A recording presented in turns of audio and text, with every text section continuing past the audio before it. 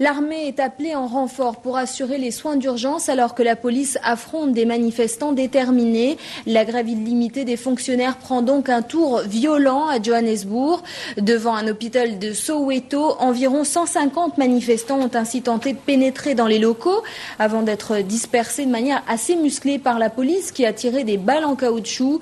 Les protestataires ont construit des barrages routiers et veulent empêcher l'accès des hôpitaux aux patients. Les services administratifs sont, eux, totalement bloqués. Alors, nous sommes en ligne avec Valérie Hirsch, qui est en Afrique du Sud.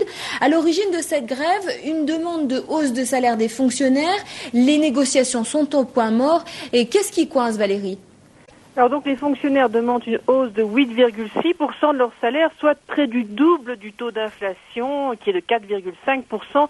Alors le gouvernement ne veut pas aller au-delà de 7% pour ne pas augmenter l'endettement public au-delà de 6,7%. Alors voilà pour les chiffres. Alors ce qu'il faut savoir, c'est que depuis la fin de l'apartheid, les fonctionnaires ont obtenu des augmentations au-delà de l'inflation. Il y a eu un rattrapage des salaires des enseignants, des infirmières, des policiers qui étaient très bas. Mais maintenant, les agents de l'État gagnent en moyenne 40% de plus que le salaire moyen dans le secteur privé. Bref, les fonctionnaires sont plutôt choyés. Et ils sont aussi très nombreux, puisque un salarié sud-africain sur 3 est un fonctionnaire, ce qui fait 1 300 000 personnes. Le problème, c'est que le service public est très très mal géré. Les écoles, les hôpitaux notamment sont en crise, notamment aussi à cause du manque de motivation du personnel et de la corruption. Bref, cette grève n'est pas vraiment populaire. Alors, il y a 3 ans, on se souvient que les fonctionnaires sud-africains avaient fait grève pendant 1 mois. Cette grève d'aujourd'hui est illimitée. Peut-on craindre qu'elle s'éternise ?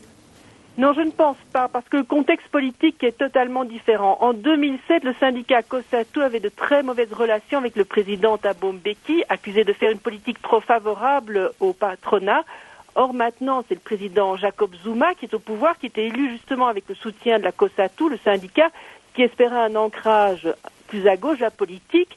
Zuma, jusqu'à présent, n'a pas vraiment répondu à ses attentes, mais on est encore très loin d'une rupture, comme du temps de Mbeki. Donc je ne pense pas que le syndicat veuille engager une partie de bras de fer avec le gouvernement de Zuma.